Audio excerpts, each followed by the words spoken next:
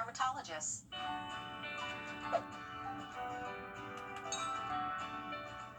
Closed captioning is brought to you by Hug and Spiel. At Parker's Kitchen, our chicken tenders are huge. See for yourself. Put our chicken tenders next to the competition, and ours are twice as big. Not a little bigger, but twice the size. Live from Augusta, breaking news.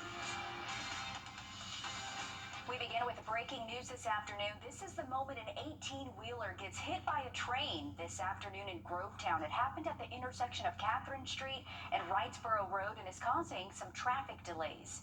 Good afternoon, I'm Zaina Halliburton. Thank you for watching News 12 First at 4 on WRDW and now streaming live on WRDW+. This is breaking news. We're going to show you video from a neighbor's doorbell camera of the moment the crash happened. People that live in the area say trucks get stuck there often. The city even putting signs up to warn drivers of the hazard, and you see it happening there to the left of your screen. That semi on those tracks as that train just comes straight through it, breaking it into half, causing just a big cleanup. That cleanup process starting now as the train began moving from the site around 3:30 this afternoon. Your Sydney Hood live on site. Sydney, what have you learned? Well, Zaina, a lot of moving parts out here right now. Just within the last 10 or so minutes, they have moved the train, which was blocking the intersection on the tracks for the longest time since I got out here at 1:30. But we've got our Sky 12 drone in the sky right now if we want to go ahead and take a live look right now, because they are currently moving what's left of the semi from a towing truck right here. The train literally split it in half whenever it hit it, and you saw that from the video at the top of the show. And come to find out, for the longest time we didn't know what the semi was carrying, but some workers from Subway in Harlem came out here, found us, and told us that it was carrying meats, breads, and food that was supposed to be delivered to their store, their Subway store in Harlem. And I was able to confirm that just about 10 minutes ago whenever I saw some boxes carrying salami that were scattered alongside the train tracks. But talking with some folks that witnessed this, I spoke with one guy who was at the Walgreens just off of Wrightsboro Road and Catherine Street here, and he says around 12 o'clock today he went inside to go get some milk, and he says he saw the white semi that was stuck on the train tracks, and he said it wasn't moving, and he said he didn't see the driver. And then he said in the distance he heard the train coming. He heard that noise that you hear in the distance whenever a train's coming, that ticking noise, and he says he saw the red flashing light signaling that the train was coming. And then he says before he knew it, boom, it happened. That's exactly how he described it to me. He said it was just one loud boom, and ever since then this portion of Catherine Street has been blocked as crews have been out here all afternoon trying to clean up so traffic can move in this area again. Now, since they have moved the train, we haven't heard when we can expect for the semi to be cleaned up, so traffic can move in this area. But like I said, a lot of moving parts out here when it comes to cleanup, Zaina, especially within the last 30 minutes, because whenever I got out here around 1:30 this afternoon, crews were just out here looking at the train, observing it, trying to figure out how they could move the train. We've got Grovetown Police is out here, Grovetown Fire Rescue, members from CSX, as well as Georgia State Patrol. All are stationed in different areas, whether they're detouring traffic or trying to move the train. But like I said, just within the last 30 minutes, we've seen a lot of movement with them moving the train off the tracks and out of sight now, and now they're trying to move what's left of that split semi-truck, Zaina. Thanks, Sydney, and that's a great update. So there is movement happening. We just want to remind everyone, no injuries reported here. That's the good news. We actually had some video we were showing earlier when we went live on digital, just of someone that actually witnessed this scene. But you see the semi-trailer get stuck on the tracks, and you actually see the driver get out right before the collision happens. And we had gotten just it confirmed that no one was hurt. Everyone on the train is A-OK, but just no word yet on when this cleanup will actually be done. But that's good news from Sydney that the tracks are now, or excuse me, the train is now off the tracks, but still just a big cleanup that has to take place. We'll continue to follow this. Thank you, Sydney, live from Grovetown. Much more news ahead. A lot going on today, but another thing on your mind, Friday, right? We're thinking about football tonight, and of course the weather. We do have clouds in the area, and the question is, Emily, is that going to play a factor and affect football? We're definitely going to see a pretty heavy cloud cover for the rest of our evening. You can see a few light showers in some of our Georgia counties here, but things are looking mostly dry as we go throughout the next couple of hours. You can never rule out a stray shower with the setup that we have right now, but again, I think you just want to have a jacket as you head out the door. We'll be in the 60s at kickoff, and then after sunset, we're going to be cooling off quickly into the low 60s, so a jacket, a blanket, not a bad idea. If you have any of those under the light plans for this evening, I'll have a look at what our weekend forecast looks like, and it does look like we're going to be tracking some rainfall. I'll have more details coming up. More breaking news this afternoon. There are multiple people dead and 19 others unaccounted for after a major blast at an explosives company. Just a sad, sad situation there. We're getting our first look at the woman here at home accused of murdering her father, who was reported missing in June. This is 57-year-old Monica Wheeler Walton. Edgefield County deputies say her father, 78-year-old James Wheeler, was found dead inside a home on Copeland Circle.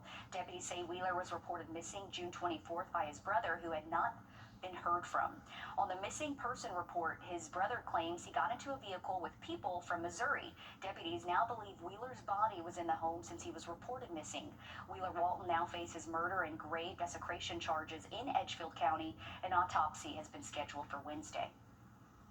New today, Augusta city and state leaders cutting the ribbon on a new multi-million-dollar hub for small businesses in the heart of downtown Augusta. Accelerate Augusta sits on Broad Street and will serve as a mentorship for small businesses. The grand opening comes during a pivotal time as the government remains shut down and new restaurants and hotels pop up along Broad Street. Even though the government is shut down at the moment, Executive Director Sean Andrews tells those dreaming of business ownership to not give up. Don't give up on their idea. People became millionaires during the Great Depression. Even though we have the things going on with our government and things in society, there's still opportunities for business. Wherever there's pain, there's a solution, and that's where your business is. There will be a resource center for businesses and a training center for those looking to start their own business.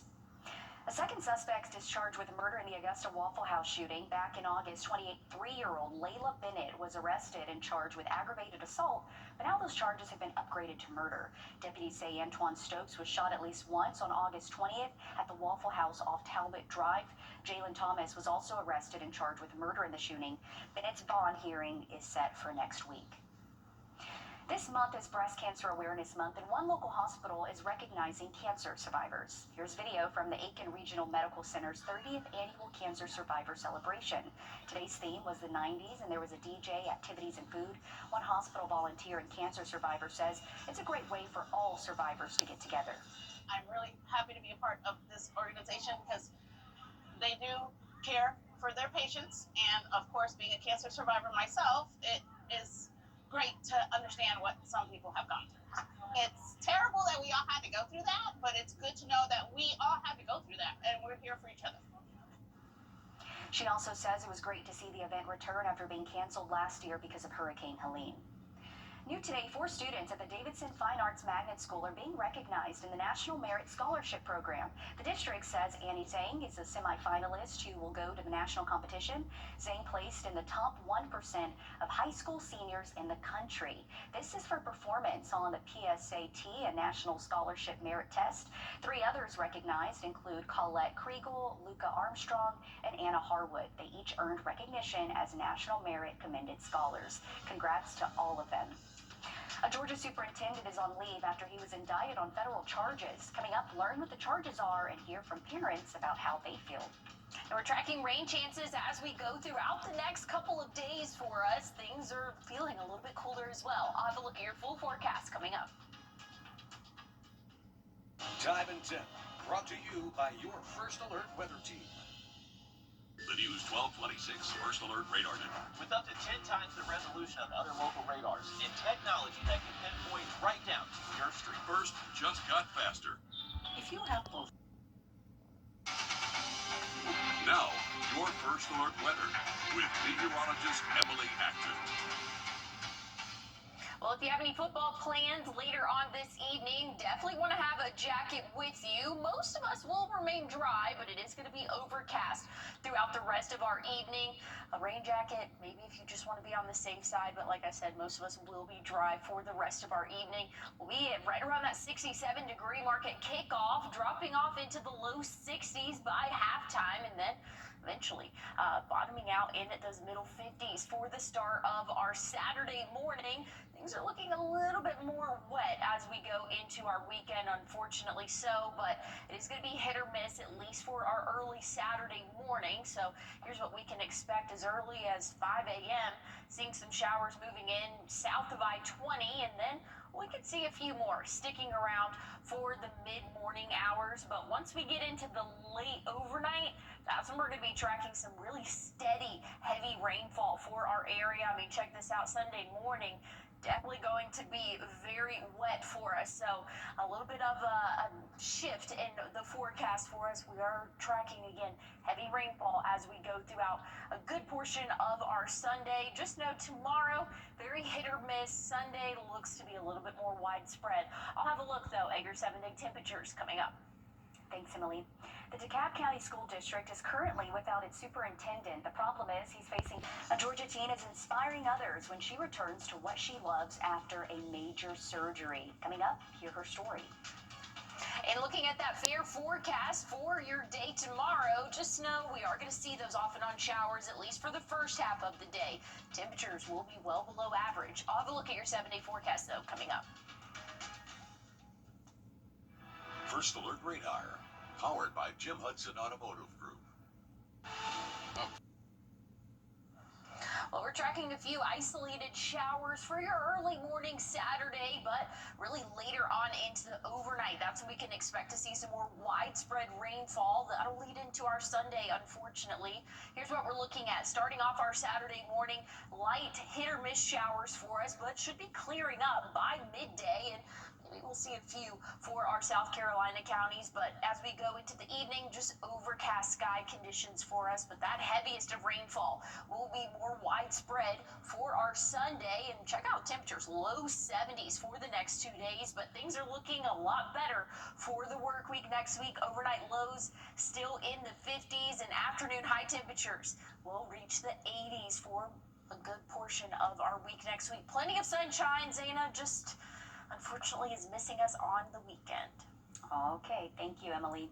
A South Georgia girl is back to doing what she loved after suffering from a major brain injury. While some of us find our passion later in life, this girl found hers early and shows us anything is possible with determination. Brittany Blank has her story. Taylor Sutton has always loved animals, but in 2021, she found her passion in showing livestock, starting with rabbits, chickens, and goats. Dad said no more animals I want to know, and they put this on farm, and it was kind of like, he said no more of that also. Taylor began showing cows her second year in FFA and won several ribbons. Then in January 2023, Taylor's life took an unexpected turn. Her heart stopped for more than 40 minutes, leaving her with a severe brain injury. After a month in intensive care, Taylor began rehabilitation, relearning how to walk, talk, eat, and even see again. And I had this happen to me, but it was kind of a blessing. Like, throughout this whole thing in the past 3 years. Just months after her brain injury, she proudly returned to the show ring at the Georgia National Fair in 2023, where she found herself again this year with her new steer Teddy, placed second in class. That's what we wanted. We wanted a cow that was going to win, not first place every time, but something that would do something in the ring. And we'll walk and set up and do all that he does. For her parents, Julian and Becky, watching their daughter's recovery and determination has been nothing short of a miracle. It's awesome. She's our gift from God. He gave us a second chance, and it's just amazing to see the progress she's making and the strides. I mean, she just goes on. She never gives up, never gives up. Her dad, Julian, says their faith has guided them through every challenge. We also learn, too, not to ask God for little things. God, give me everything you can give me. I don't want to hurt the blessing that you've already got planned for me by asking for something small. So, on a daily basis, we thank God for the plan that He's already laid out, that we're just waiting to follow. What would be that message to other people who may be going through a difficult time or trying to overcome something and they don't know how to push through? I would say try to fight hard. I mean, they're already fighting hard, but try to fight harder and whatever, and try to just try as much as you can to do all the things. Great words of advice. It's great to see her smiling, doing what she loves after that surgery. We wish her the best. If you want to see Taylor and her cow Teddy, they'll be at the Tiff County Livestock Show next Saturday at 9 a.m. Emily? Well, looking at our forecast for this evening, if you have any plans headed out to any of those football games, have a jacket. It's definitely going to be on the cooler side of things, below average temperatures. We'll continue. I'll have a look at those rain chances, though, coming up. During the Rooms to Go fall. If you're looking for something to do tonight and like jazz, blues, soul, and rock and roll, look no further than the Women of Rock and Soul Show.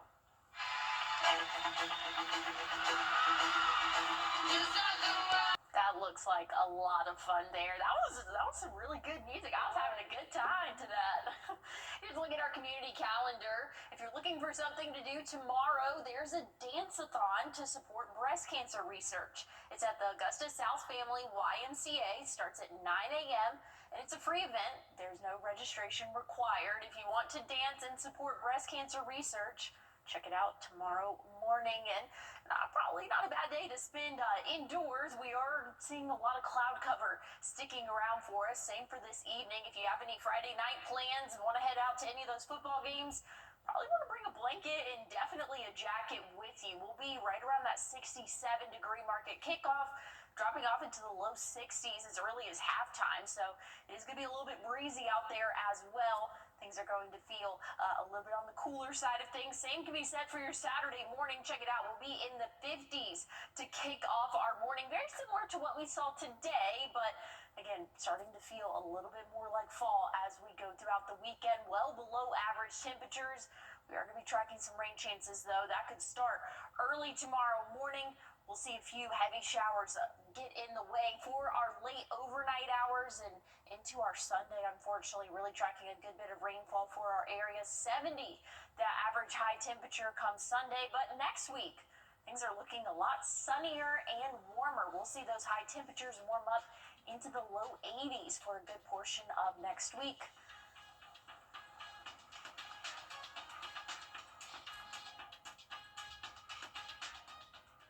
After doing it all, share and save money on new furniture. Lazy Boy, long live the lazy. Live from Augusta, breaking news. Breaking news this afternoon. This is the moment an 18-wheeler gets hit by a train this afternoon in Grovetown. It happened at the intersection of Catherine Street and Wrightsboro Road and is causing some big traffic delays. We're continuing to follow this breaking news where the 18-wheeler was hit by a train. It happened right there at that intersection. And we have video from a neighbor's doorbell camera of the moment the crash happened. People that live in the area say trucks get stuck there often. The city even put signs up to warn drivers of the hazard. And you see that happening right there to the left of your screen, that semi stuck right there on the tracks as the train comes through. Now the cleanup process begins. That's where your Sydney Hood has been. She's there at the site of the crash for several hours now. Sydney, how are things looking? It's been quite the cleanup process out here, Dana. Whenever I got out here around 1:30 this afternoon, the train was still stuck on the tracks. It has since moved within the last hour. I want to take you to our Sky 12 drone right now so you can get a live look at what I'm seeing right now on the ground. You can see we've got a tow truck out here that is looking to remove what's left of that semi, and you can see it when the train came through and hit that semi, it split it in half. You've got the front of the truck on one side of the railroad tracks and the back half of it on the other side of the railroad tracks where I'm standing at right now. I'm actually in the parking lot of the Chevron just off of Wrightsboro Road, and like I said, I've been out here going on about 3 hours now, and we've had crews from Grovetown Police, Grovetown Fire Rescue, CSX, as well as Georgia State Patrol out here trying to clean up what's left behind of that semi and also detouring traffic. I noticed on the other side of the tracks, whenever I was trying to get a second look of the damage, there's a Grovetown policeman that's blocking traffic and turning people around at the entrance of the Joyner Crossing apartments. And then on this side in front of Wrightsville Road, where I'm at right now, you cannot turn down here on Catherine Street. But again, what you're looking at right now is crews trying to clean up the remains of the semi truck and also what was on the inside of the truck. I actually spoke with some people who told me they work with Subway in Harlem, and they came out here and said that the truck was actually supposed to go to them for a food delivery. And I was noticing some of the boxes that were shredded out here, and one of those boxes actually had some salami meat that was inside, and that's what they told me. There was deli meat, breads, and other food items that was supposed to be delivered to them. They said that they saw this crash online. They saw people posting pictures and videos, and they recognized that this truck was one of their delivery trucks, and they had to call the company to make sure that their driver was okay. And once they figured out their driver was good, that's when they came out here to actually ask if they could get some of their deli meat back, in which they were told that they cannot do that, that it's been sitting out for so long. But I also spoke with some witnesses out here, Zaina, and I want to just kind of bring you into what they saw, what they heard out here. One guy that I spoke to said he was at the Walgreens just off of Wrightsville Road across from the Chevron here, and said it was around 12 o'clock. He went inside to go get some milk, and he saw the semi stuck on the train tracks. And he says he was standing outside and he heard the train coming in the distance. He heard that ticking noise that you hear whenever a train's coming in the distance. He says he heard the train horn, and then he saw the red flashing lights, and then before he knew it, the sound of impact, he said, sounded like a big boom. That's exactly how he described it for me. So a lot of folks like him are just shocked by what happened. We've had a lot of folks either pull off in these gas stations that are surrounding the Wrightsville Road, Catherine Street area, people that are trying to get video and pictures for themselves and know what happened. But the good news in all of this, Zaina, is there were no injuries in this. That is the one question that we've been getting asked the most out here, are if the drivers were okay, if there were any injuries, and we can say, according to Grovetown Police, that there were no injuries reported out here. So that is the good news. But going back to the cleanup, crews, from the looks of it, are going to be out here for quite some time. I haven't gotten a real timeline of when we can expect this portion of Catherine Street to open up beside the railroad tracks, but I can say that I am seeing progress out here. Like I said, just an hour ago, the train was moved, and right now the focus is on removing what's left of the semi-truck, Zaina.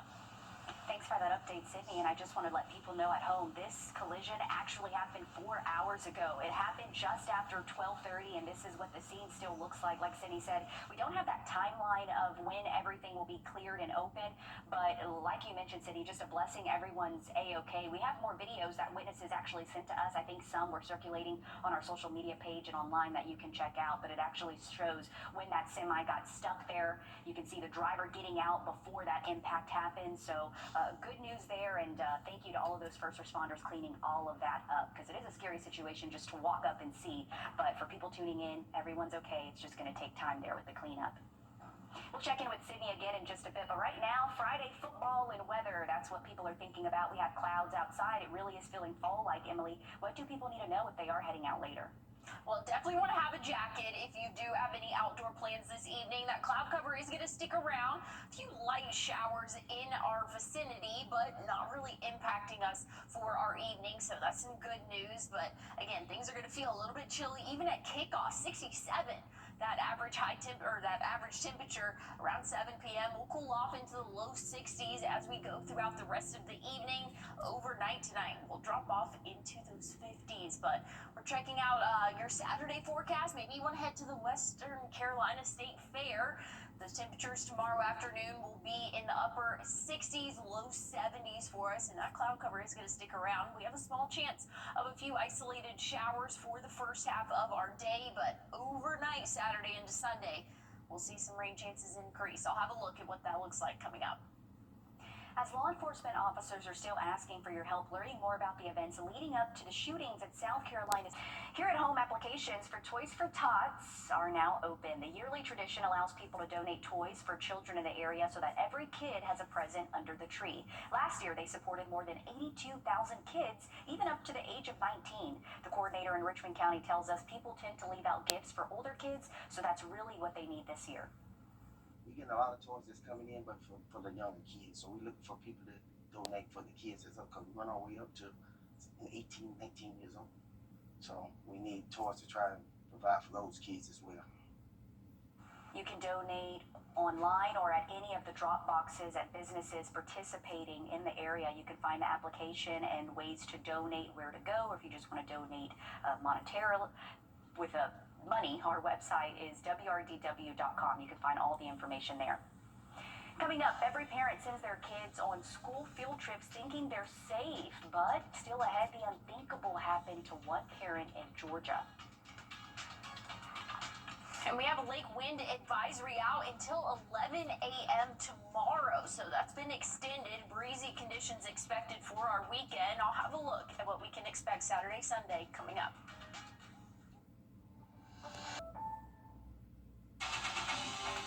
Now, your First Alert weather with meteorologist Emily Acton. If you have any plans this evening, maybe you want to go check out your local high school football game, make sure you have a jacket and maybe even a blanket. If you're going to stay after halftime, we'll be in the low 60s, so definitely feeling cool out there, and it's still breezy as we go throughout the rest of our evening. Breezy conditions expected really for the next 2 days. So tomorrow morning, wake up temperature right around that 56-degree mark, but again, it is going to be a little bit windy out there, so just prepare for a little bit of a chillier morning, and things are not looking as wet as what the last model run has, so that's some good news, but still, small chance of an isolated shower for the first half of our Saturday. This latest model really has much of it holding off out of our South Carolina counties, but impacting more of the Columbia area. Once we get into the afternoon, a few hit or miss showers definitely possible, and then even into the late overnight, we could see a few isolated showers building in, but this looks much better than what the latest model run had, or this is the latest model run, but the one before it. This is definitely showing a little bit drier conditions for our Sunday, so that's some great news as we go into the later evening hours, though. Definitely looks like our South Carolina counties could see a few hit or miss showers, but it's needed. We're seeing moderate to even severe drought conditions across the CSRA, so any rainfall we can get is definitely going to be beneficial. I'll have a look, though, at those temperatures for the next 7 days coming up. Thanks, Emily. There are unanswered questions about how a 6-year-old girl died right outside of Atlanta. She was on a school field trip to a farm in Polk County Wednesday and somehow ended up in a swimming pool. Brian Mims has the details and parent reaction. Oh, it was just awful. I mean, anything with any person is awful, but kids is awful. Katie Hughes is a parent of a kindergartner. She and her child were on that field trip to Carlton Farms. Polk County Police say around noon Wednesday, a staff member of McGarity Elementary School noticed a child was missing. The 6-year-old girl was found unresponsive in the swimming pool beside a house on the property. Bystanders and first responders did CPR on the child, but she died in the hospital. Officials have not released the girl's name. This parent says she didn't see what happened and only learned of the tragic news from the principal's letter to families. I definitely think, things happen. I would never place blame on any person or school or farm or anything like that. I definitely think things just unfortunately happen. Police and Paulding County school leaders declined to speak to the media. McGarity Principal Jamisa Hodge sent out this letter that reads, in part, "This is a difficult time for all of us, but I know our McGarity community will come together with compassion and care as we remember our classmate." At Carlton Farms, family owned for more than a century, I spoke with a woman on the property who told me nobody would be making any comment. Now investigators are working to figure out how the child ended up in the pool. Newsdrone 2 shows what appears to be a white fence surrounding the pool. We've been to the farm plenty of times. They're fantastic. The family's fantastic. Great with, not just field trips, but with families. That's just heartbreaking. The GBI is helping with the death investigation. McGarity Elementary School is offering counseling services to students and staff after the unfortunate event.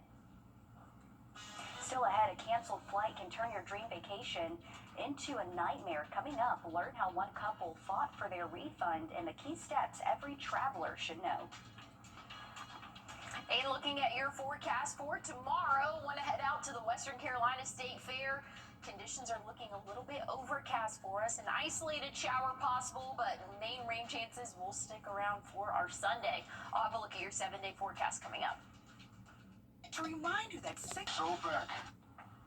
Here's a look at the next 7 days. Tomorrow, small chance of a few isolated showers, and we'll keep that rain chance in our forecast for Sunday as well, but nothing too widespread anymore. Latest model runs really are holding back a good bit of that rainfall. Still going to be overcast, though, for a good portion of the day. We might get a few breaks in the clouds and see some sun, but rain chances will be partially in the early morning hours, but again, as we get into the later evening and even overnight, that's when we could see some more rainfall for our area.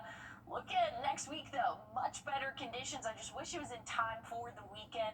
We'll see 80s for your Tuesday through Thursday next week. Overnight lows pretty consistent in the 50s for the most part, but things are looking nice and dry for the work week next week. Thanks, Emily. Airline delays and cancellations can turn a dream vacation into a frustrating ordeal. In this Watching Your Wallet, consumer investigator Carice Jackman shows how one couple fought for a refund and what every traveler should know. it was supposed to be a fun Labor Day weekend getaway, a trip from Denver to Cancun with a connecting flight in Dallas. But for Brianna Bain and her boyfriend Andrew, it quickly turned into a travel nightmare. There was no problem solving from them at all. Andrew's first flight from Denver to Dallas was delayed for 4 hours due to maintenance, causing him to miss his connection. He was unable to switch. When he finally flew to Dallas, there were more delays with his connecting flight due to maintenance and weather, and then they ended up canceling the flight overall. After nearly 20 hours at the airport, Andrew flew back to Denver. The couple ended up purchasing an entirely new trip at their own expense.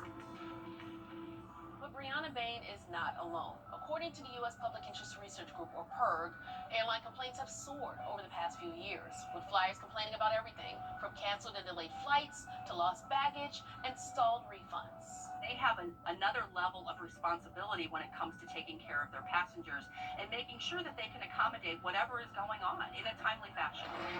Consumer watchdog Teresa Murray with the U.S. Public Interest Research Group urges travelers to check the Department of Transportation's passenger dashboard before flying, which is flightrights.gov, and it spells out there very clearly what the airlines have to do for you if it's a controllable cancellation or a controllable delay. After consistent calls and emails to both American Airlines and the Department of Transportation, the couple finally received a refund, but only for their original tickets. Bain says they still lost money covering the extra cost of a new trip. With this Watching Your Wallet, I'm Carice Jackman.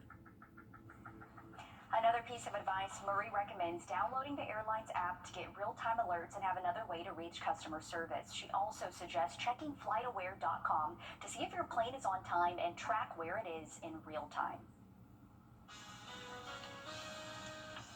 Well, looking at those temperatures overnight tonight, we'll drop off into those middle 50s for us. Some spots could be in the upper 50s to start off our Saturday morning. Tracking some rain chances as well. Have a look at your full forecast coming up.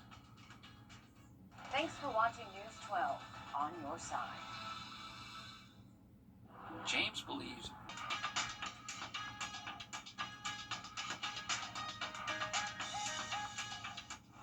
If you have any Friday night plans, maybe headed out to any of those area football games, might want to have a jacket with you, and I would even recommend a blanket. At kickoff, we'll be in the upper 60s, but cloudy conditions, and it's breezy out there as well. Once we get after halftime, we'll be in the low 60s for us, so things are definitely going to feel a little bit chilly. A lot more like football weather, though, for us as we go throughout the night.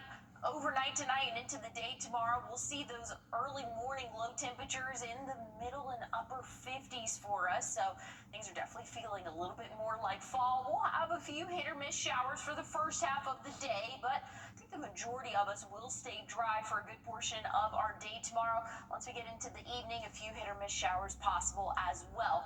Sunday Sunday's rain chances about 50%. We could see a few of those showers lingering into the day and even into the later afternoon hours for our Sunday, but things are looking a lot drier for the work week next week. Temperatures are on the rise as well. 82 for your Tuesday, will be in the low 80s Wednesday and Thursday. Thanks for that, Emily. We're going to be back with much more news and weather on News 12 Live at 5. Stick with us. The News 1226 First Alert Radar Network. With up to 10 times the resolution of other local radars and technology that can pinpoint right down to your street. First just got faster. Water in your